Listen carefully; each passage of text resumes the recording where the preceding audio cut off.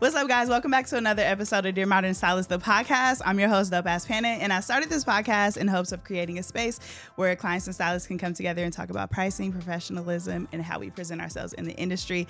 And today, guys, I was so excited for this episode. I have the funniest guest that I probably have had so far. Her name is First Lady Official out of Fairfield, California. She is a serial entrepreneur, has been doing hair since forever. She also is a salon owner, a mobile laundry service owner. She's doing a little bit of it all. Let's welcome Tara. Welcome. I'm so excited. As I mentioned before, I've been following you since God knows when, before the pandemic for sure. And you're just fucking hilarious. And she keeps it real. And that's what we need on the podcast. So if you can, just tell us a little bit about how you got into entrepreneurship, how you started, how you decided, like, I want to open these businesses and get into it. Well, I'm First Lady, like she said. I started doing hair at 12 years old. Mm-hmm. That was my first paid client. I think I charged maybe like $20 or $25. Damn. For a head of singles. That's crazy. With the knots. That's crazy. Hair included or not? I don't even remember, but I know I got my little money and I was excited. So I've always been independent. I did try the 9 to 5. Mm-hmm. It just never really worked for me. I have been to college. I was going to be a preschool teacher. Okay. Then that didn't work out. And then I also went to school for nursing. Okay. So I have some Damn, you really dibbled and dabbled in a little bit of everything. I got a couple things going on. I can, go back and be a social worker. So I did my college thing. But entrepreneurship has always drawn me in. Mm-hmm. I just always kind of be a leader. Mm-hmm. And taking the direction of others has never really been my forte, especially if I feel like the direction isn't leading me anywhere. Right.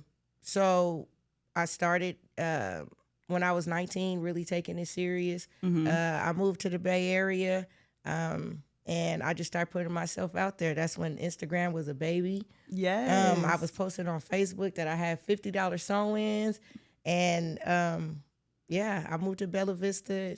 The ones that know me, they know. Mm-hmm. And that's kind of like where Trap Friday was actually born in my apartment. And I just did hair all day, all night. I put myself through school. I collabed with other people, other photographers in the Bay Area. I collabed with models, and that's when we were doing service for service. Yes. Just over the years, I've been able to grow. And through the help of mentorship, like real mentorship, I've been able to branch out into other things like laundry service. Mm-hmm. And I'm also working on doing a group home, focus more on girls, at-risk girls, and helping them through life along with their children. Okay. So, entrepreneurship has its ups and its downs. Oh, for sure. We're going to get into that. It definitely has more downs than ups. So from going to working in your home to now owning a salon, as well as multiple businesses, at what point did you realize, like, okay, I got to take this from my house and, like, put this on a whole nother level? When people start ringing my doorbell. Like, randomly? Yes. When I was off, like, I'm not answering the phone or whatever, I'm finna go out with my friends on a weekend or something, and people showed up to my house ringing the doorbell. I need my hair done. And I was like, no. I mean, are these people you knew, or is it just like referrals, clients? Referrals, people that got my number or my address, like, they were coming to my door, literally ringing the doorbell. Like, hey, you wasn't answering the phone, so I popped up. Like, hey, girlfriend, it's my house. That's actually crazy. Yeah, I was like, I have to get out of here. I got to get out of here. Because at that time, I did really good work, and I was the cheapest. Mm-hmm. Because I'm really, I'm taking it serious, and I'm thinking, like, how can I get my clientele up? Yes. And I was like, okay, well, what does everybody love? At that time, everything was sew-ins and bundles. Mm-hmm. So I had bundles. My bundles were a good price, but I add a sew-in and I'll install it for $50. So it was crazy. Yeah, that's smart. That's hella smart. Crazy. So you talk a lot, or you spoke a couple times about mentorship, which I feel like is not talked about enough, because out of hair school, we had to have like a mentor who would be like it could be anybody. So it's not a real mentor. It's just like somebody who we would look up to in the industry. But coming out of hair school, I feel like you just kind of damn near thrown to the wolves. And a couple people who are really successful mentioned to me having a mentor, somebody to really take you through. How did you find your mentors, number one? And at what point, like, did you realize that early on, like you had them before you opened your establishments, or were you kind of just like, you realized along the way? Well, I guess I kind of come from an environment where the mentor saw me. One, her name is Sophia. She has a salon in Vacaville. She's been doing my hair since I was a kid. Okay. And she saw that spark in me when I was a kid. So it was certain things, she's like, oh, you do this like this, or you do that, or if you're going to play in your hair, then you're going to do it like this. Like, you know, so she always pushed me on the hair side. I have an older cousin. She's the owner of Zodiac Hair Studio in downtown Fairfield. Her name is Hersha. As a kid, I remember just watching her doing her hair, dipping the toothbrush in the black gel and swooping her edges and stuff. And when I was in high school, she put me in her shop and she mentored me the whole time. And it was rough because, you know, not only is she my mentor, she's my cousin. Yeah. So it was like, y'all butting heads a little bit. You're not doing that right. It wasn't oh, baby, you're not doing that right. You're going to make your client leave. You're moving too slow. Why are you doing like this? So I could say my mentors came to me, like far as like the hair industry. Outside of hair, I do have a mentor. Her name is Tamika Young, Meek University. I found her, but we just clicked. So we clicked outside of like her I was in her courses. So we clicked outside of that. And she's also that real force. Like, she'll call me like, I don't know why. I was thinking about you. Get up, do this now. I need you to put this plan together because I got this. I see the vision for this. And I just implement everything that she tells me to do. I implement. And it works. That's what's up. It works. So that's what's up. Yeah. I can say my mentors, they found me. Honestly. Damn. So I feel like it's interesting because I feel like I didn't realize, like, probably further into my career that, like, damn, I need help. It's like I'm the type of person, like, I try to do all the shit by myself, but it's like, fuck, I need help, you know? So lately I've been just really heavy and really big on networking and stuff like that. Do you now mentor people? Yeah, yourself? I do. I mentor, but my mentoring is when I start, like, I guess it's the same way people did me. I see the spark in somebody and I'm on you, but I'm also the type of mentor, I'm going to back up off of you and see what you're going to do because I'm putting the time in because I don't ask for any money. I don't. Yeah. Because my mentors didn't ask me for anything. Right. So I'm just passing that same torch. But if I'm putting in the time and you're calling me, you're asking me questions, and you know we're really coming up with a plan, and I'm telling you verbatim how to do it because either I've been through it or I'm still going through it. And I see you kind of like shifting off to the wayside. I'm not calling you because you don't want it. Yeah. You can see when people want it and you can see when they it's don't. Like some people got it in them and some people don't. So let's get into, since we're talking about kind of like community and everything, I follow this stylist, Tokyo Bradshaw, and he recently had made a post about salon suites versus like working in the actual open floor, like old school traditional salon. He was basically saying like, oh, we need to bring that salon community back, how basically salon suites are scams. I know here in California, I'm paying $460 a week for mine. So it's before this week, because this is actually a smaller suite, I was paying $540 for my salon suite a week. So that's a little over $2,000 in rent, right? So he was saying, you know, booth rent is cheaper. You have that community. You can learn from obviously the salon owner, but other stylists. And we're going to get into rotation styling too, because I know you had mentioned that. He talked a little bit about that, being able to bust and get clients in and out. Being a salon owner, I have a couple, we'll talk about this a little bit, but my first thing is, what's your thoughts and feelings on like the whole salon suite transition that the industry seems to want to move into? Well, actually, I do both in my salon. I have suites in the inside, and then I also have the floor. Me coming up, I was taught on the floor in the salon by a bunch of stylists.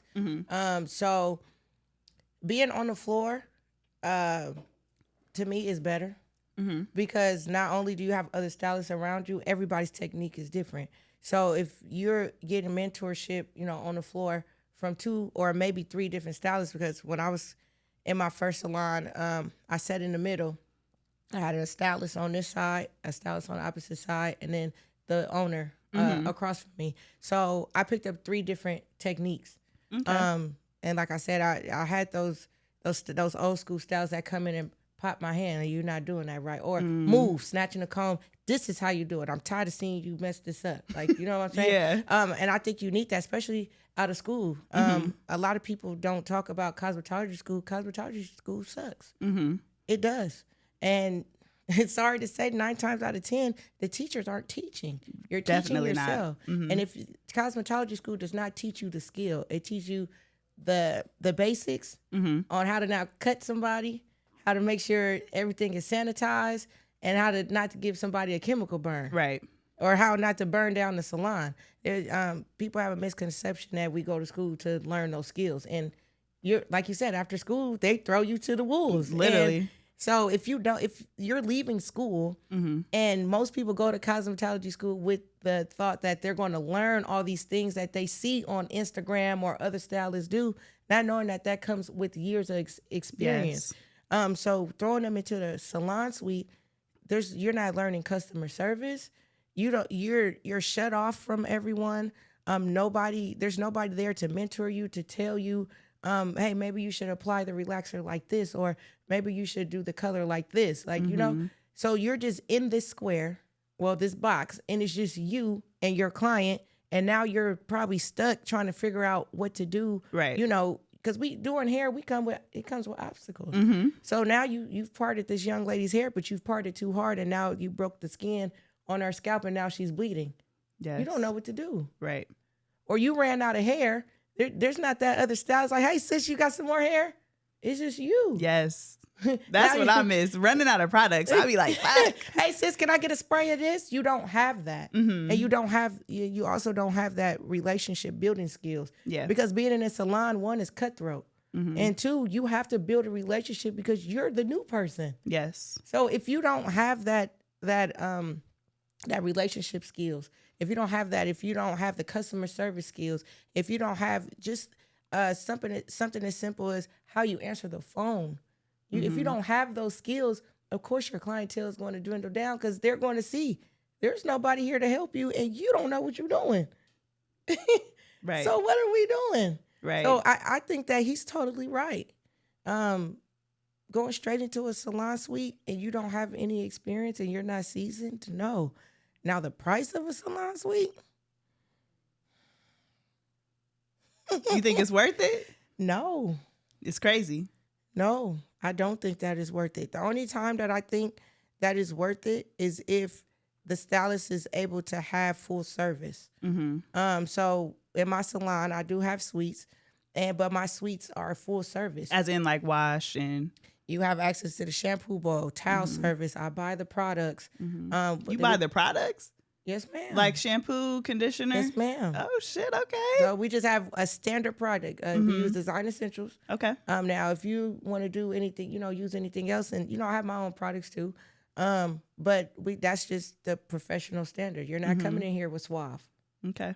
We're not doing that, because even though you're in that suite, you're still a representation of my brand. Yes. And my salon. Yes. So we're going to start you off with their a lot of times it's people's first professional product, Design Essentials, and not the one from Walmart, the one from Salon Centric or Cosmoprof. Yes. The actual professional products. And a lot of people in salon suites don't have that training either. They just see Shea Moisture and As I Am and all these things at Sally's is okay, but why aren't you going to the professional store? Yeah. But there's nobody there to tell you that. I love that. So do you, your stylist, do you have them in a dress code, or they can wear whatever they want? I just say just try to look nice. Okay. Try to look nice, because I'm a real stylist. Sometimes I can't get up in the morning. Yeah. Because I'm tired. So these sweats are going to get thrown on. But I can say my mentor, Sophia, I've never seen her without a pair of heels on at work. I've never seen her not in black. Ever. I think I've seen her in jeans maybe like twice, maybe 3 times. She's always dressed. always. That's what's up. That's one of my goals. That's what's up. I had a, do you consider yourself like a modern stylist, or would you say you're more old school? I can say I'm a hybrid. Okay. Most people say that. I'm a hybrid. Most people say that. Yeah, so I feel like I have old school fundamentals, but I'm in a modern package because I can do all the modern styles. Okay. Or I can also do a French roll. Okay. I can bust down a roller set. I can do a finger wave. So business finna be booming for you because you see all the old school styles is making a comeback.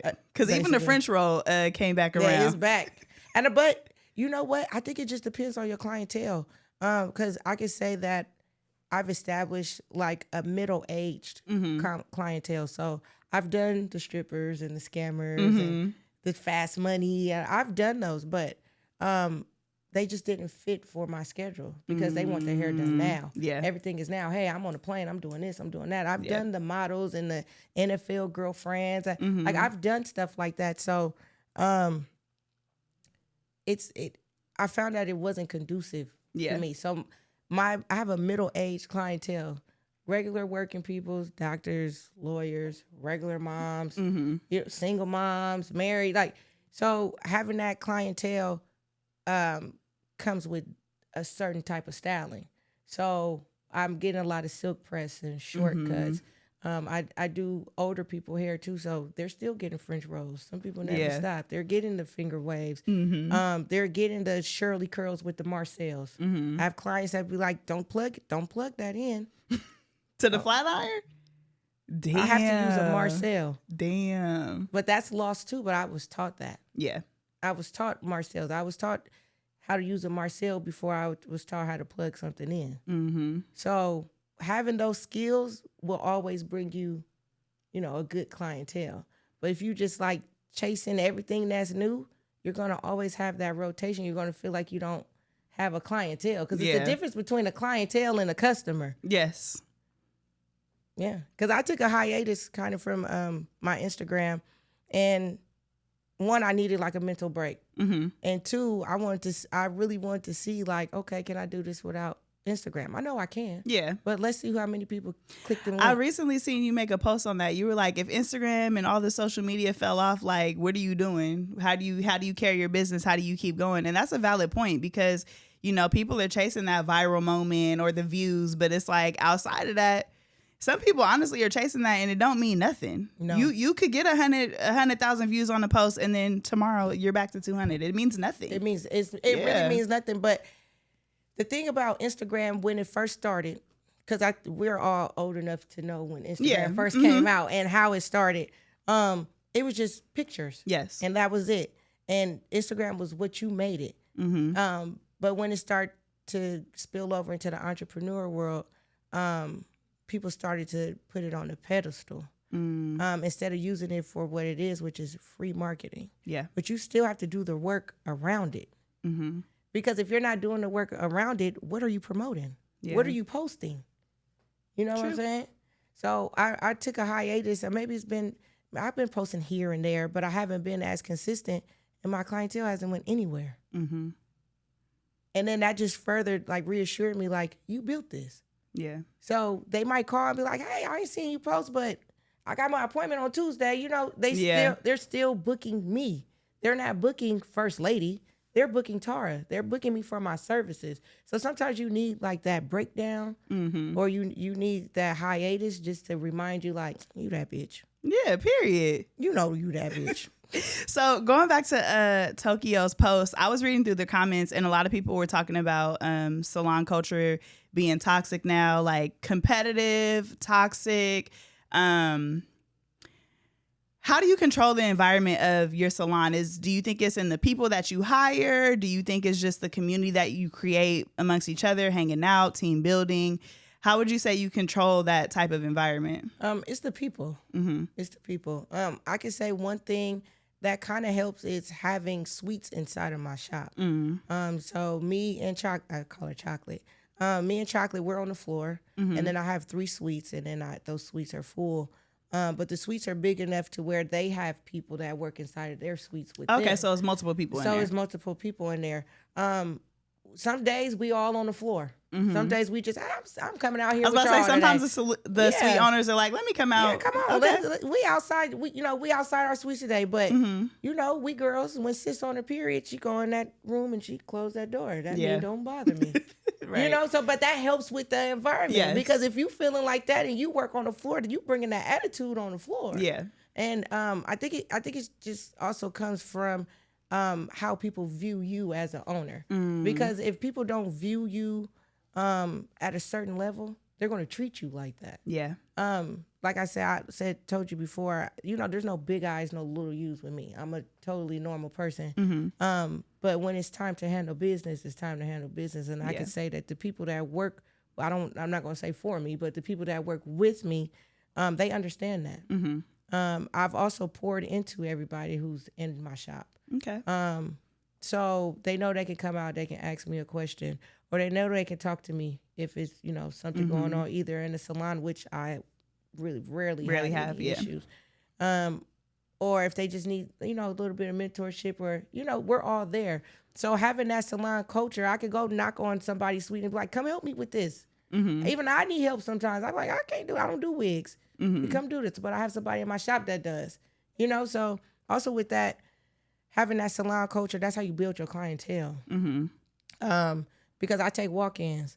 And in my area in Vallejo, it's not many shops that take walk-ins. Yeah, that's like, no. And I wanted to bring that back. That's how I grew up.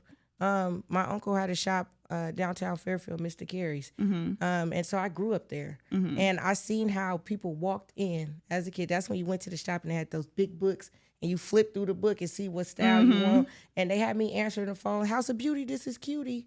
So it's like I learned that That's what's as up. a kid. I'm sweeping the shop. And I'm just seeing how everybody's in there laughing and cackling and they're talking and some women are crying and then my aunt is hugging them.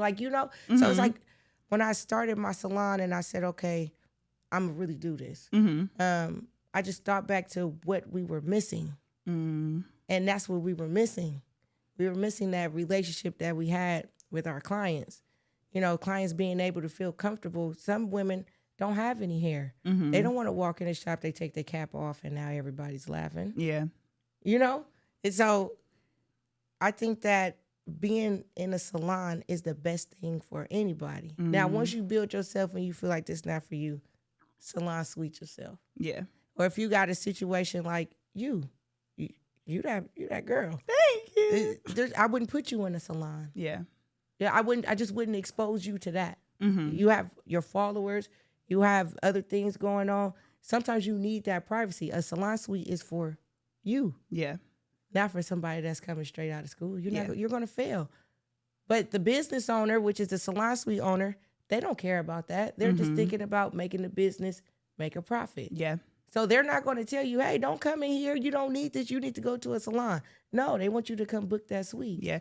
It's interesting that you say that too, because sometimes I have to check myself when I'm sharing my opinion. Because like you said, I'm the type of person where I'm ready for a salon suite and it makes sense for me. I need the privacy more so for like streaming. I can't have music or the privacy. But when I went into my salon suite, just like you said, they're about the money. So they sell it to you like, oh yeah, like there's 40 suites. There's so much traffic coming through. We'll help promote you. Like none of that shit is happening. If you don't have a steady, solid clientele, and I mean like you said, people booking you outside of Instagram, like you got your regular set people coming in, it's very hard to sustain. Because there's even been weeks for me as a well-established stylist where I'm like, oh fuck, like I didn't make my salon, rent this month. Like I gotta do it special or something like, and a lot of people don't talk about that, but it's really hard. So I know if I'm established and it's hard for me, it's going to be very hard for the average person to come in and do that, know? I love that you take walk-ins. You do that every day or is it like a set day? If I can. Yeah, I try to take walk-ins every day. If I have time, I'll take it. It just depends on what it is. If I can't do it, I got somebody that I could call, somebody in the shop. I'm passing the client along. But we mainly take walk-ins on the weekends. Okay. So I have something called Trap Fridays. Shit, that's the best. Right. Damn. Because I'm thinking more so weekdays where you would think it would be slower, but on the weekends, you allow walk-ins? Yeah, so me and Chocolate created Trap Fridays. Uh-huh. So we have a DJ. Shout out to Boog. That's our shop DJ. So we have Boog come in. He DJs from like 2 to 6. I have some vendors outside. I don't charge my vendors. We all here to get some money. I love that. So you're able to eat. You're able to eat, listen to music. And then I also have a mobile detail service. I'll call them, hey, anybody, they just walking, hey, somebody need their car washed? So now you getting your car washed while you waiting. You eating, so you happy. I might have a gallon of Hennessy for you. Take a shot. Take a shot. And then, you get to basically, I look at Trap Friday as, yes, you get to come in and get your hair done, but while you're waiting, Trap Friday is basically like a tryout for my salon. So it's like, not only are you coming in here waiting and you're getting, all this stuff while you're waiting, now you'll get to experience our environment. So now you're looking around and you're like, oh, wait, my baby need her hair braided. She braids. Oh, my mom has alopecia. Oh, she does wigs. Or, oh, I didn't know you did that too, First Lady. So it's basically like a tryout too. Yes. So it's like, even if, because we have people that just come by just to patronize the vendors that come. Or they just want to say like, hey, I just want to come chill with y'all. We like, hey, come on. Because I know it's our time to shine. So that's opened up doors for the other stylists in my shop too. Because now they remember I could go to that shop. It's full service. So now you're seeing that the makeup artist is here. You're seeing that our nail tech is here. So now, oh, do I got time to get my nails done? Yeah, come on. So now you wait and get your hair done. You getting your nails done. And, so. I love that. Trap Friday I can really say Trap Friday has really like been a blessing. No, it be jumping too. I be seeing Cracking. It like, no, it be looking lit. Cracking. And sometimes we don't leave out there until like 1 in the morning. So we start at 10 a.m. And the phone is just ringing. And then it's like, some people don't get off of work till 5, 6, 7 o'clock. So now it's spilling over to the same day, to the next day. So now it's like we got Trap Saturday. So everybody who didn't make it Trap Friday, now they coming in. It's to the point to where I could say some weekends we have people waiting outside. Damn. And it's so you like, make them sign in, or how does it work? No, because it's obviously first come first serve. Okay. So it's just like who's here first. Okay. And it's like, I was here. It's like, okay, but it depending on what you want, if that stylist is free, it's free. Get in. Yeah, but they also know that we have clients, and if my client booked an appointment, this is my client's time. So we do have a salon assistant. His name is Jabari.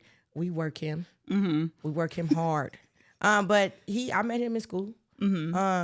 And he's there to build his clientele. Okay. And he's working on he's a perfect example of being in a salon setting helps you grow.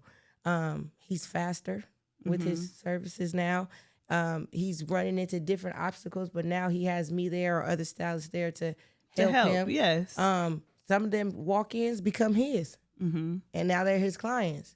So it's like if he would have went straight into his suite, he just would have been sitting there trying to make content. So now you dancing in your suite because you're trying to get them clients. Right. Hoping this video go viral, but you also have to understand the analytics of social media. So you can go viral, but you can go viral in Australia. Yeah.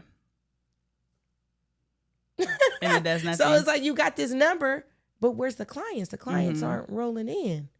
Yeah. So that goes back to you need a salon setting. I love that. So with business booming, okay, I do want to get into rotation styling. I actually first of all, I love all your posts. She just be cracking me the fuck up, y'all, because she keeps it 100. Make sure y'all follow her.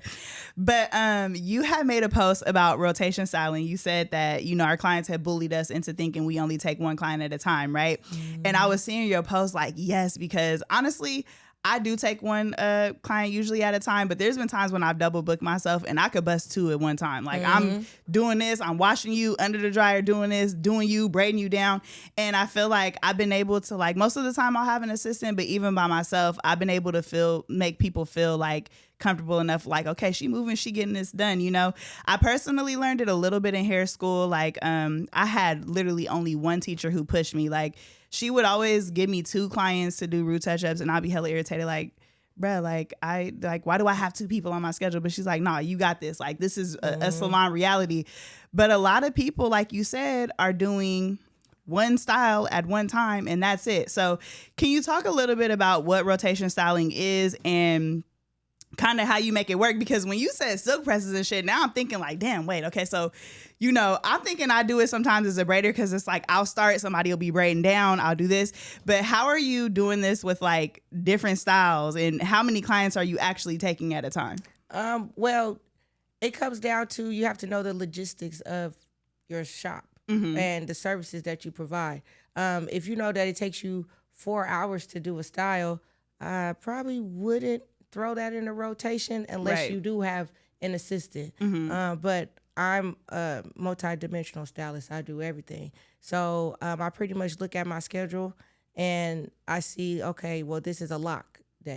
So I'm doing locks or silk press, shampoo blow dries, or if I know that I have to do a client that, because all my clients are full service, but some of my clients, they don't do anything. They just come and sit in the chair. So I know I have to take you down. I have to shampoo you. I have to color your grays. And everything has a processing time. Yes. So within that processing time, I know what I can get done. So if I could take you down and shampoo you, put your color on, I know your color has a 30-minute processing time. I can shampoo my next client and put them under the dryer. So by the time I rinse you out and now I'm shampooing you and put you under the dryer after I put the conditioner and shower cap on, now you're under the dryer for 15 minutes. Within that 15 minutes, I can rinse out that conditioner, blow dry, put them back under the dryer because you got to dry the scalp. And now you're done processing. So I'm rinsing out your conditioner, blow dry, and you put you back under the dryer. Now it's time to start the other client. So what's the most amount of people you think you've taken at a time, or you've had in there? On a just rotation? for you? Yeah, on a rotation. You don't think I'm lying? I actually don't, because I'm going to share some information with you. You're going to think I'm lying. I think I've had like 7 to 8 people in a rotation. Damn. Yeah, that's a lot. So only reason I believe you, I would have believed you anyway, but there's a stylist, I'm not sure if you've seen her video, but it went super viral. She does like all pixies. And she works one day. Clients. Yeah, she had like 28 clients in a day. She literally only works one day a week. And she was like, yeah, they all come she got like 2 times, like 10 come at 6 a.m., 15, 10 come at another time. And I was like, I'm looking at the video because I'm like, it ain't no way you busting down that many clients by herself though. But she knows her processing times. Yeah. But that comes with speed. You cannot there's a difference between having speed and being efficient in what you're doing and rushing. Yeah. That's 2 different things. So I've mastered my styling to the point to where I can time how I can look at the clock and be like, I'm gonna have you out of here in 15 minutes. And I could do that. I could start my first 2 or 3 clients. I can have them all come at the same time because I know that I can do things efficiently at a fast pace. So I totally believe her. Doing a pixie, first of all, their hair is about what, 2 to 3 inches long? Okay. So not only is the hair not long, so it's not really a lot that you have to manage. Right. She probably knows that she can get through a head of relaxer in 5-10 minutes. You're processing 5-10 minutes. Processing 5-10 minutes. Right. I believe her. I was like, that's some raw ass shit. But of course, in the comments, you're not doing me and I'm sitting under the dryer for 2 hours and But the thing is, when you sit and you think about it, even when you put your clients in a rotation, so I have, on our booking sites, we have times that we have to put in, when people book the appointment, it's going to take me 3 hours to do this. You're going to, even with me putting you on rotation, you're still going to be out of here within that 3 hours. Yeah. You're still going, but you have to keep the order. If the first client is there, usually I don't start a rotation until after my first client, because sometimes, let's keep it real, I might be a little bit late or my client might be late. So if I have you in a rotation and you're late, then that's going to throw my whole day off. So I always just service the first client. But after that, people start rolling in. They start coming in. And like I said, it depends on what I'm doing. If I'm doing a silk press and I know you need to process either with a color or your conditioner, or I have you under the steamer, or if you have locks and you're doing the detox, why am I sitting, waiting around? Just while you're in this detox thumbs for 15 minutes. You know what I can do in 15 minutes? I could shampoo 2 clients in 15 minutes efficiently. So I think that mindset is the reason why people are closing either their suites or their salons, because you guys are listening to social media, people who have opinions who are not in the industry. Right. One. Two, if they are in the industry or have been in the industry, they're not in the same setting as you. You can't let somebody else dictate what you're doing and they're not there. Right. And then two, social media has brought a certain type of entitlement to our clients. Yes. It has. So it's like, yes, you need the client to make money, but the client also needs you because you're providing the service. Yes. So if you don't establish that at the beginning, like, I'm sorry, you need me. You booked me for a reason, right? Because you need me, right? So if you don't establish that at the beginning and then work around that, then you're gonna fail. Yeah. Why are you allowing your clients to say, I only want to be here by myself? Okay, like what is the special reason that you need to be here by yourself? Because I do ask that question. What's the reason why you need to be here by yourself? Oh, I have alopecia. Understandable. Well, don't come this day. I'd rather you come on a Tuesday when the shop is not as busy. Yeah. You know that. So you work around that, but not because I can't have a whole bunch of people around me because I'm this and that, and I don't want. Who is that? Who's walking in? Baby, you don't need to be in no salon. Yeah, like that's your world. I don't revolve around you. Yeah. You have to clients have to learn to coexist. So do you get that a lot?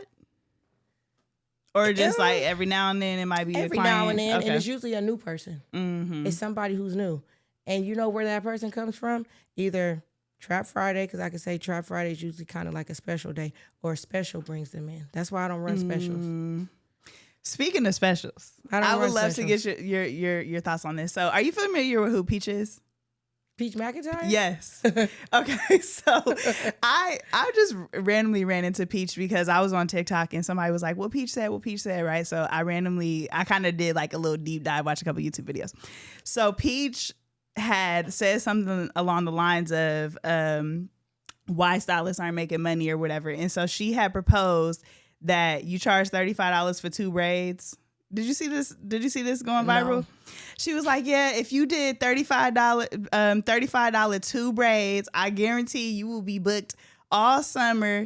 Basically, she was saying you offered, 2 braids for $35. You'll book 10 people a day. Boom, you make your little $350. If you do that for 5 times a week, you make your little blah, blah, blah, blah. What's your thoughts on that? She full of shit. Because people did it. People were doing it. They were like, you know what? Her claim was like, I know how to run business. This is why I'm successful. No. You run a social media business. Exactly. You're not in the field. And when I say in the field, 2 braids sound easy. Listen. That literally my thoughts. I was like, that's literally the hardest style to do. $35? For 2 braids. First of all, let's talk about it. Let's talk about 2 braids. Because we have this thing going on right now where everybody just walk in. I just want 2 braids. Yeah. 2 braids is about 3 styles in one. 3 services in one. Now, most of the time, if your hair is too kinky, I have to straighten your hair. Yes. That's a service. First of all, back it up. I have to shampoo your hair. Okay? Because I can't put any heat to it if it's dirty. That's a service. Then I have to straighten your hair. That's a service. I have to mold your hair. That's a service. I have to braid your hair. That's another service. So what you think is, oh, she just gonna put my hair in 2 braids real quick. That's a 2-hour style. Yeah. For 2 braids. And then I've had a couple times where I've done 2 braids and they're like, oh, I wanted it down a little closer. Bitch. I feel like people are the pickiest about 2 braids, but it's like I get it. So I'm always like, you liking it? When I get to about the ear, is this the placement you want? 2 braids is hard, but it also didn't make sense to me because I'm like, I'm busting down. First of all, there's no way I'm busting down 2 braids in the time slot that she said. I'm like, your braiders must just be doing it. No, bitches want stitches on the side. She's not in the industry. Yeah. That's people outside of the industry that have a platform and they are now able to influence and dictate. But guess who have to deal with the fallout from that? Us. Yeah. Because you went on Instagram or TikTok and Peach is your favorite creator and Peach told you that you should get 2 braids for $35. Now you're coming to me pressuring me to give you this service. And now you're upset with me because I'm not doing what Peach said because she's popular and got all these views. And now I'm unprofessional. Yeah. No, I'm just not working that hard. Yeah, it didn't make sense. I'm like, or I could do one knotless client for $300, depending on the size, $350, and I'll make what Peach said I would make in 10 hours in 3 or 4. Why am I doing 2 braids for $35? Yeah. Even new styles, like I'm gonna go back to Jabari. Being in the salon, like I said before, has helped him because clients will come in and clients can sense when you're new. Mm-hmm. They feel it, right? So now it's, oh, I just want my hair washed in a ponytail. Okay. Well, I need color. Okay. Now I need a haircut. Okay. So now it's like you're piling all this on top of him. And then you know that you feel that he's new. Mm-hmm. So now you're like, oh, $50. I only got $50. I told him the standard is $100. In my shop, nothing is under $100 unless you get a shampoo, blow dry, and trim. And those are for the clients that either braid their own hair or they wear wigs and they just can't shampoo their hair or whatever. That's the cheapest service in my salon. Everything in my shop costs $100. Starting. That makes sense. $100. 2 braids, $100. I love this, $100. She said it with her chest. And it's like, well, all I got is $75. Do you hate when you say $100 and they say, well, is the wash included and is hair included and is a trim included? Is that your answer? Most of the time I can say, since there's so many people in my shop, we do have a couple of drawers full of hair. Mm-hmm. So if you could go back there and find you some hair, and if you find some hair, you can have it, because I don't want it in my shop anyway, because people just leave hair. Yeah, bins of hair. So that should just be everywhere. Yeah. But y'all also right next to a beauty supply. Take your ass over there. $100. I'm heck a week. And I think that more stylists need to stand on that. Yeah. They need to stand on their prices. Like I said, social media is a really, really big influence, and client entitlement is real. And if people know that they can get over on you, they will. Call it what you want. Unprofessional. You don't know what you're doing. You gaffling people. It be your own people. Okay, you don't tell Michael Jordan that. Yeah. He's a black-owned business, and his shoes go up for the same shoe, same exact shoes. They might change the laces. Because when we was kids, the shoes was $100. They $200 now. Yep, $300 now. Shit. That's a black-owned business that you don't question. Yeah. You don't go to the grocery store like, all right, I got $300 worth of groceries. I only got $50. What you gonna do? They gonna be like, bitch, put it back. You better get that gallon of milk and carton of eggs for $50, right? No, for sure. But social media has invited that in. And now you have a bunch of people who are having discourse about an industry that they know nothing about. Yeah. You know what I like to do too? When people be like, oh, you too high, you gaffling people. You know what I do? I look over on my station, I pull the comb out, and I do like this. No, for sure. So let me run something by you that I thought was really interesting. I do a lot of like promo for companies. So this company reached out to me. They're like, oh, I want you to, do you want to promote some K-tip hair, right? I don't know if you've seen this. I posted this on my story. So I'm like, I don't do K-tips, but I can go get my hair done. And if you want to pay me to go get my hair done, and I'll show the hair and stuff for you. So I'm like, yeah, let me just find a stylist to do my hair. So I'm online. I'm looking at every stylist. Every single stylist who does K-tips, everybody's charging $2,200, $2,500. I didn't see nothing less than $2,200, honestly. And so I'm like, okay, are y'all bitches in a congregation? Because all y'all charging the same exact price, right? But then I got to thinking, I'm like, no, this is how it really needs to be. Because sometimes when I think about braiders, it's like, I'll see people post, my braider does this for $150. I feel like it needs to be a standard, because that makes sense. Like, K-tips is, first of all, a lot of work. I'm now realizing, because I'm kind of new. So I'm like, why? This bitch charges $22. It don't cost that. But everybody I go to, I'm like, okay, no, this is the standard. And I love that they've set a standard. And I wish we could do that for all services. Like, you're not getting medium box braids for less than $240. I don't care where you go or who you go to, because it makes sense, you know? It makes sense. But for us, it's like, you telling me you got it done for $150. Okay, whoop-de-doo. Like, good for you.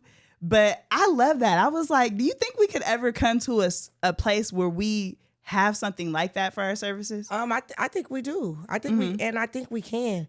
That's crazy that you said that, because I literally had this conversation with Chalk, and we was talking. Because we always brainstorming, and so we'll be doing hair, and we'll just brainstorm about shit that that we want to do at the shop and stuff. She's like my partner in crime, and we talked about that. Like, nigga, everybody needs to charge the same price. Soon as she said that, that's when hey, everybody, nothing in here less than $100. Nothing. That just set the standard right there. So it's like, if I'm setting that standard in my shop, then everyone who comes in this shop, when they call their friend or, hey, who could do my hair? They're going to be like, oh, you could go to Ladies First Boutique. They're going to charge you $100 though. Yeah. But when you think about it, tattoo artists do it. It's a minimum. And I tell people all the time, it sounds rude when you say it, but I'm not getting out the bed for $100. I'm not getting out the bed for $50. I'm not getting out the bed for $35, Peach. I'm not doing it. But it's the same thing when they go to work and they clock in. Right. When you know that you worked your 40 hours for the week and they call you to come in, you're going to be like, I'm not coming out, for less than 4 or 5 hours. Why am I coming out for that? Yeah. When I'm already off, I already put my time in. Why am I doing that? It's the same standard. But so, like I said before, social media has allowed this discourse. So now people who are, because let's just keep it real, clients are never unsatisfied until you don't fulfill whatever thought they had of you, especially if you're a popular stylist. So, you're seeing these stylists on Instagram. Oh, she popping. She got this many followers. She do this, she do that. Until you get there and you're like, oh my God. She's unprofessional as fuck. Oh, damn, this shit ain't cool up in here. They fighting in the salon, So once you're not satisfied, then it's a problem. Yeah. But it wasn't just a problem when you booked it, because you seen the price. Yeah. But when it wasn't what you thought, as far as the experience, because of the social media experience that they have put out, once you get in there and you see them working in real time, you like, this is some bullshit. Now you mad. Yeah. Now you on TikTok. Why did we just do it for now you on TikTok talking about this? Cancel this stylist. Yeah. We literally just filmed an episode, and I was telling them, when people make TikTok stories and they complain like it was $300 and a wash and blow dry wasn't included, but you knew that when you booked. You knew that when you booked. Like you said, it wasn't a problem until you didn't like something else about the service. Whatever notion you had about this person, you met them. Social media is not a real place. Yeah. You met them in person and you realize either this girl didn't want to be here today. She really don't like doing hair.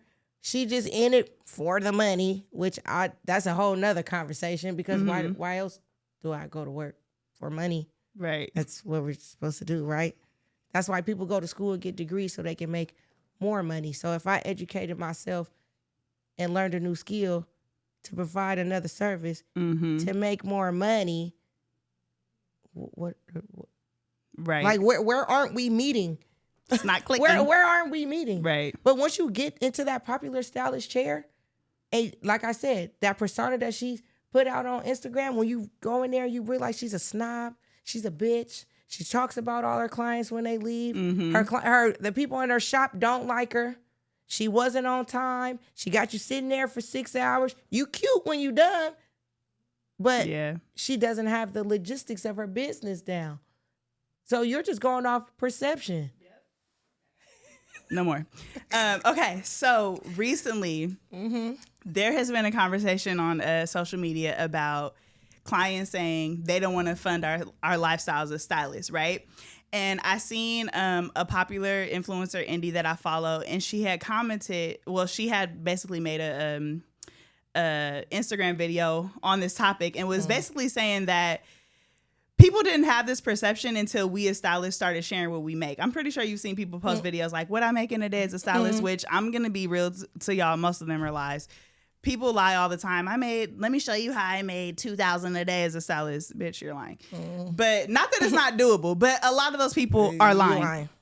So my question to you is like, well, this is like a two-part that we'll talk about. First, that whole like, I don't want to fund your lifestyle as a stylist. I'm not paying for your lifestyle is dumb as fuck. But what's your opinion on that? You pay for your boss pays for your lifestyle. Exactly. When you go to work and you clock in, how do you think you pay your bills? You're not going to go work at McDonald's and make $15 an hour when you know you're a social worker and you have a degree and you can make over $100,000 a year. So you went and got that degree to fund your lifestyle, right? You want to live comfortably. You're going to work. It's just maybe you don't like it because you feel like it's fast money. We get paid per day, but nobody talks about the taxes that we have to pay at the end of the year. Oh, absolutely. Healthcare, taxes, all the stuff that doesn't come, all those benefits that don't come with it. Yeah. So you're going to work to fund your lifestyle. There is a such thing as client jealousy. You're jealous of me. So funny enough, in that same video, she mentioned that a lot of people in other professions have become very jealous of stylists because it's like, you see how some of us are living, we make a lot of money. And it's like they're sitting there back there like, okay, I got a nursing degree. How is this bitch making $100K a year and I'm barely touching? You feel me? So she was like, it could be a jealous thing. So she was encouraging people to not share their income online. What's your thoughts about that? I say don't share your income online because it's nobody's fucking business. Right. It's not nobody's business. But social media has allowed for people to come in and, say whatever the fuck they want to say. Maybe you're trying to sell a course or something like that. That's why you're explaining how much money you make, but it's nobody's business how much you make. Yeah. Because if you go to a standard job, you don't know how much your coworkers make. She might make more than you, but they tell you don't tell each other. Right? Right. You're not allowed. That's an HR thing. That's a violation, right? So once you open yourself up to that, you deserve. Honestly, I've comes noticed with too, guys, and people need to realize this. Real people getting money and making money are not online telling you what they make. When you, even just watching basic Breakfast Club interviews, when streamers go on there, like the big ones, Kai Cenat, DDG, all those people, and they ask them, how much do you make? They give you a ballpark, like, you could make this, but nobody's sitting there, I made $600K last year. And when it comes to the ebook shit, it's just a selling point. It's a selling point. And they're making their $100K off of your dumb ass buying their ebook. Like, that's what it is. That's exactly what it is. But it's like I said, social media has opened up everyone's industry to opinions. Because I've seen lawyers who have Instagrams and they're talking about their industry or whatever. And then you'll have people in the comments who've never been to law school, right? They don't know shit about being a lawyer, telling a lawyer what they should have done. Yeah. Like, what? Like, you're just opening yourself to so many opinions. Me, you want me to get on my platform and tell you how much I make? I'm also going to tell you I'm 30 grand in the hole with the IRS right now. Because I made to over $200,000 last year. Yeah. And you can't write everything off because then you're going to be broke on paper. They don't look at how much you brought in. They look at how much you taking home. Yeah. And if you write everything off to not pay that money, what are we talking about? So it's like, you want to know how much I'm making? You want to see if you're funding my lifestyle? I need 30 grand right now. And that's real shit. I owe the IRS 30 grand right now. Yeah. That's what people don't talk about.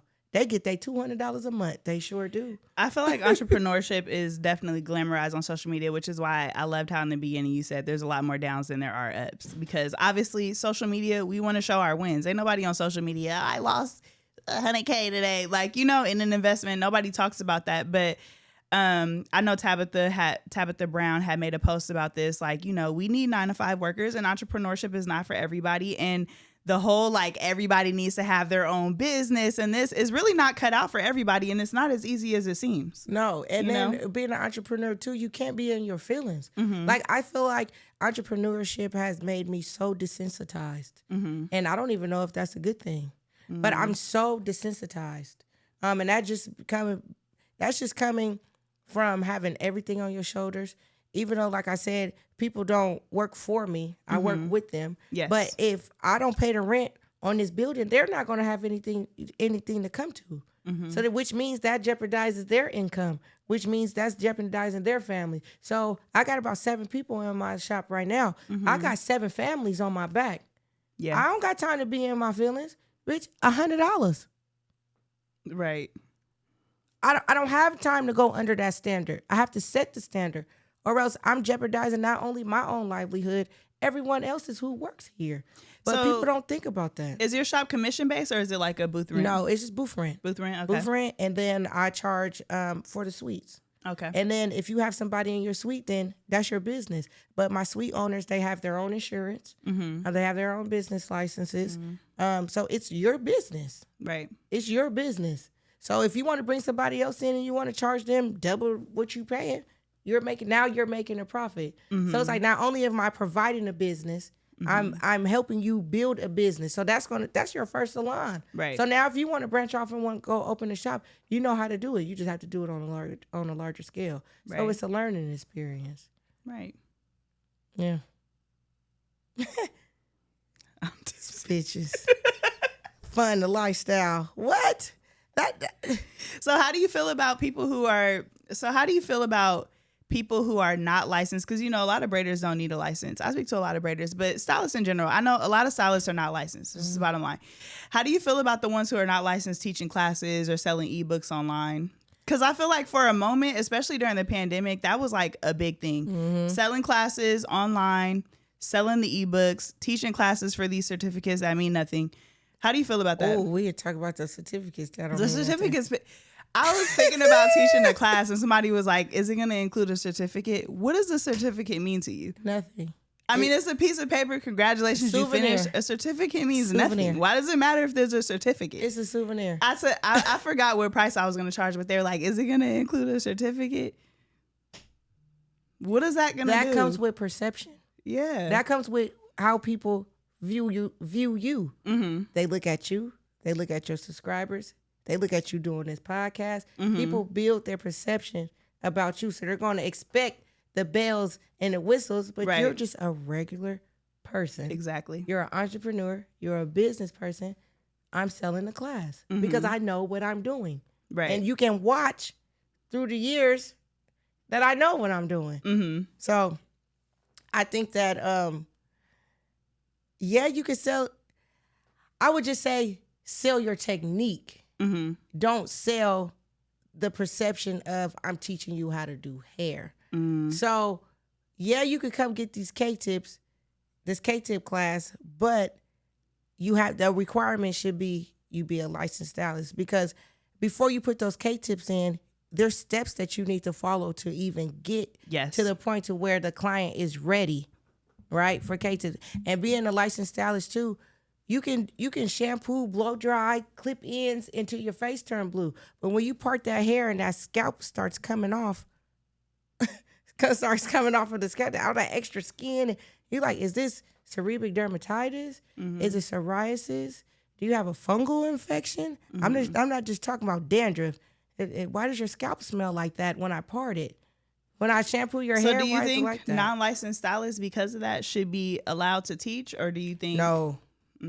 No. What are you teaching? A lot of them be teaching classes. Besides, I've seen it with lashes. I've seen it with hair. But besides the technique, you're teaching the technique, right? But you should require people to be stylists, to be licensed stylists, to come and get the class, right? You should, because like I said, there's steps that you need to follow. There's no way that you could teach somebody how to do K-tips. And like I said, somebody's coming here with a scalp condition. Right. Is K-tips even okay for them? Because there's plenty of people that I've turned away because you have a caked up substance on your scalp. And it's more than just putting some shampoo and taking a comb and scratching it up. You scratching it up and now it's bleeding. Yes. You're supposed to cancel the service because that's out of your scope of practice. Right? So as a seasoned stylist, are you washing all your clients? Yes. And no matter the style, or unless you're getting your hair braided. Okay. But I will if you ask me to. And it is a charge. I was gonna say, is it included? I'm not gonna lie. That part is a charge because I'm taking 4 hours, 4 or 5, maybe 6 hours on your hair, and then to add another hour on top of that, I'm looking at the logistics of my business. Yeah. I can't squeeze another client in.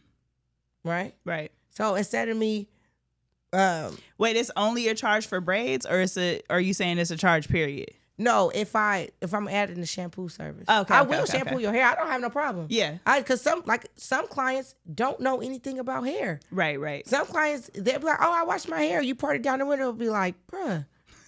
Hella, I hate when I party Did down you the wash middle. the It's hella outside? white. Yeah, You just washed the outside. Oh, I use Suave in the shower. What?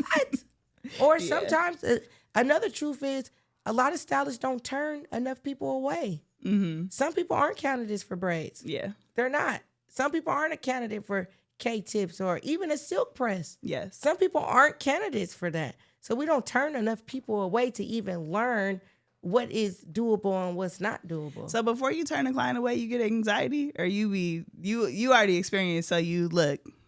I'm cutthroat right then and there. Because I'm asking you before. But they say, well, can't you just dab? Let me get the blood off real quick and just dab it with a paper towel. Okay, I'm good. Okay, so let's take it back to school. So if somebody's scalp is bleeding, you don't know them from a can of paint. You don't know if that person has hepatitis.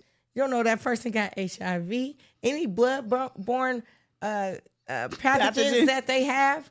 You don't know that. And now I got a cut on my finger, and I'm braiding a bloody scalp. Mm-hmm. Now that's in my fingers. Now I got hepatitis. Now my nigga think I'm cheating on him. Like, what? You feel me? Like, what? That's real shit. No, for real. Or your client got diabetes, and you've cut them, or you've cut their scalp, or you've made you've scratched up that dandruff, what you thought was dandruff. Now they're bleeding. Now it won't stop. Yeah. Because they're diabetic. Yeah. And their blood doesn't clot as much as ours. So tears won't even stop you? Huh? Tears? No. Please, First Lady, I got a date tomorrow. I don't give a fuck. You knew it was your birthday yesterday. You knew that funeral was last week. You knew that. Dope. And all that. It's my birthday. You knew that. How old are you? 32? You had 32 birthdays, bitch. You know your birthday. You know your birthday coming up. You know your birthday. Or I'll tell them, you can't get this. I only have time for this. Yeah. But I'm not going to lie. My clients that's been with me for a long time, they know how to get me. I got Chick-fil-A. Oh. Number 2, bitch. Hurry up. And I got you a sweet tea. Or they'll just walk in the shop with Starbucks. I'm hecka weak. So, I mean, you build those relationships. Yeah. But yeah, I kick people out of my shop. I do. Because 1 is for my sanity. 2, 9 times out of 10, damn near 10 times out of 10 is for your safety. And 3, when they say people's energy, you come in there with that entitlement. Oh, yeah, energy. Yes. Especially, you can tell when a client has been told their whole life that everybody's jealous of them. Mothers need to stop doing that. Because we got to deal with that fallout as an adult. Yeah. So now you think I don't want to do your hair because you cute? Baby, I don't want to do your hair because I can't. I don't have time. I have to go get my kids. I have to go home. I'm off 3 hours of sleep. Yeah. You want me to take a pair of shears to your hair and I'm shaking because I'm tired? Yeah. You know? So, like I said, the social media got us fucked up as stylists. And it's allowed people that shouldn't have an opinion to have an opinion. And now people are worried about what's on social media rather than the reality of things. Yes. I could give a fuck about social media. I've had a social media campaign against me just because I posted that somebody broke my salon chair. And I said no one could come and sit in our salon chair, sit in the waiting area. And they went on Google and tried to demolish my business. Because I said that. They said I was unprofessional for posting that. They said, call your insurance. My insurance is going to cover this chair. But because it's my still a policy, though. my deductible's $500. You think it's going to cover a $300 chair? Yeah. But that's people having insight into our businesses because we've opened ourselves up on social media, and now they have an opinion because we put it out there. Right. So there's a difference between social media and reality. I'm not doing nobody here for $35. Yeah. Unless I want to. Maybe I made my quota for the day. Hey, I want to make $600 today. Next client that come in, I'll give you $20 off. I got you, boo. Oh, thank you. Now I didn't brought in a client. Right. That's my client now. Right. But it's because I want to, not because social media told me to. Right. It's not so real you're not life. offering the peach special? Peach can kiss my ass. Peach can kiss this mango margarita. Cut water. $35 for 2 braids, the hardest service. I feel like she said, I'd rather I'm pretty do sure small, she said, knotless boho to somebody's knees than do 2 braids. I'm pretty sure she said $35 and then had the nerve to say 40 if you including hair. Bitch, no hair is $5. Where's that at? It's at least $9. And you're going to need a couple packs. People be, I want it thick. I want it long. That's another thing. Clients get mad at our prices, but how much did it cost for me to get this to provide this style for you? Yeah. The beauty supplies are inflated right now. All the prices at the beauty supply are at least $5 more than what it was. And then we're not even going to talk about go to the professional store. You can't get what you get at the beauty supply at the professional store. I'm using professional products, and then on top of that, I have to go to the beauty supply and get everything I need. I need bonding glue. That's $10 for the big bottle. Got a can of got to be spray. It's $12. Right. It used to be $6. You go to Walgreens and get it for $5.99. And shit, even and with inflation, everything is more. What are we talking about? And we're not even going to talk about how the products aren't the same, because now these manufacturers are trying to cut the price too. Mm-hmm. They're trying to cut their costs. So now the 30-second glue, that shit don't even glue the same. Right. It don't. Wait, was that you who just made a post about it being 2 different products? You had it side by side and you were saying one cap is... Yeah, okay. I just seen that. Well, y'all, we have to wrap up. I'm so sad. I'm going to have you back. Come on. I love you. I'm going to have you back. To finish off, I like my guests to finish this sentence. I like to use my podcast to get to the up and coming stylists who are eager to be in the industry and want to know what they can do to build, retain clientele, sustain in our industry. Finish this sentence for me and for them. Dear modern stylists, what? What would you tell them? What advice would you give them? Fuck them. Dear modern stylists, fuck them? Yes. Fuck who? Push through. Okay. Everybody that says that you can't do it, every standard that you feel like has been set, but when you start to get into it, it's not real and it doesn't sustain you, fuck them. Mm-hmm. Fuck them all. I've lived by that. Fuck them. Mm-hmm. If your clients aren't for you, if that salon owner isn't for you, if that relationship isn't for you, because that's another conversation, because a lot of stylists are burnt out because we're trying to be in love and have a business at the same time, but we work in a hard labor industry. Mm-hmm. So that love that's a whole nother thing. Yes. Fuck them. Whatever doesn't serve you, fuck it. And that's how you push through. You have to create your own lane. But don't forget about the people who came before you who can teach you. Don't diss the people that came before you. Because that's how you're going to learn. You don't learn it all. You don't know it all right now. But fuck everybody. Fuck them all. That's how I make it. That's so real. Fuck that shit. I said, fuck them. I thought you meant the stylist. I was like, damn, fuck them. I mean, shit, if that's get you more clients. All right, y'all, make sure y'all follow First Lady Official. I'm going to make sure I link all of her social media handles. If you are in the Bay Area, sure, fuck it. Even if you're not in the Bay Area, hop on that flight and make sure you guys check her out. I'm going to put everything that you guys need to know about her pinned in the comments and at the top. Thank you so much again, Tara, for coming. It was so nice getting to know you. She will be back, y'all. I'm going to make sure to get her on the schedule. As always, don't forget to like, comment, and subscribe to the pod, and we'll catch you guys in our next episode.